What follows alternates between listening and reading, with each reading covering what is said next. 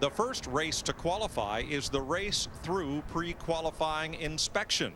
And already one past champion of the 500 has run afoul of that. Steve Burns.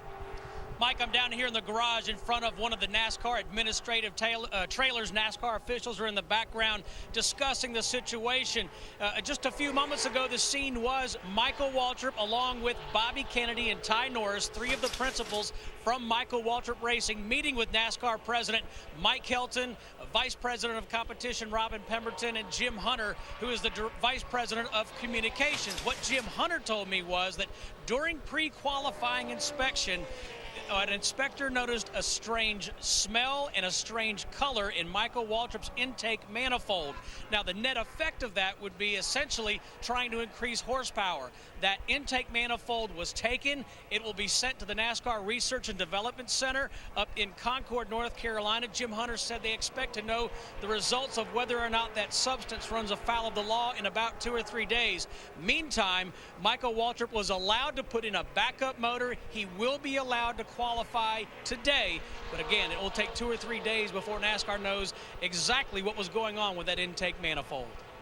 Thanks, Steve. Let's go down to Dick Berggren in the inspection area. And behind me in the inspection area, Michael Waltrip's number 55. NASCAR inspectors taking it through the routine line just as any other car goes through the line. Michael, what is going on with the intake manifold? Well, when they felt down inside of it after running the engine, there was some oil in the intake, and so oil's not supposed to be there.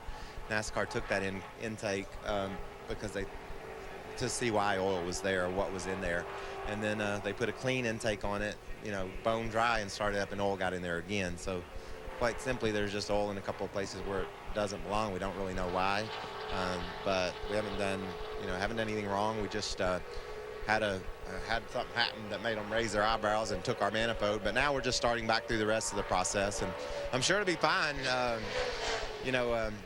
We have a problem of some sort, I guess. Are you concerned about the integrity of the engine for the qualifying run? No, not really. It should be fine. I don't understand what's going on. I've talked to people that are smarter than me about an engine, and they don't understand it either. But when it's all over, we'll figure it out. And we'll remind you that Michael Waltrip has to qualify for this race either through his 150-miler on Thursday or by turning a fast time trial lap this afternoon. So the pressure's on. Made the start at the Homestead Miami Speedway race the end of last year. Michael Waltrip, new intake manifold installed, and the car through NASCAR inspection. Now brings his Toyota onto the track, the Napa Toyota. He'll be the 44th driver of 61 to take time today. I believe he can come in there right in behind Sterling and Johnny Sauter. I believe he'll be in the 60s based on what he ran yesterday, and assuming that everything's the same. Darrell, what he'll need to do is better right now a 48.82. That's where Jeremy Mayfield is in another Toyota, the third fastest of the cars that are not locked in. This field is the largest for the Daytona 500 since 1995. That's the last time we had more than 60 cars come here to attempt to qualify for one of the 43 positions. Larry, when's the last time you remember somebody starting up a new operation, not just for one car, not just for 2 cars, but for 3 cars? I'm not sure that has ever happened before. Not in my, I mean, I know owners that have, or I know sponsors that have sponsored cars more than 1 or 2 down here before, but no one has started from scratch and brought 3 teams to Daytona.